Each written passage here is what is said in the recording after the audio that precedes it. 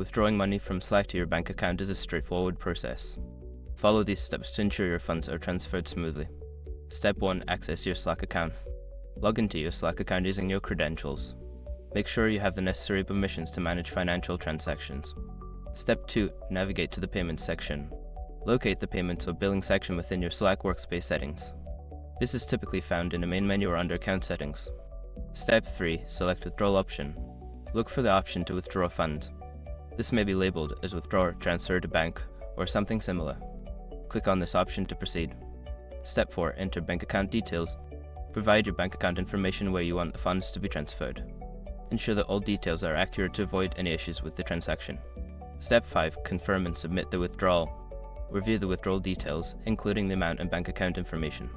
Once everything is correct, confirm the transaction and submit your withdrawal request. After completing these steps, your withdrawal request will be processed.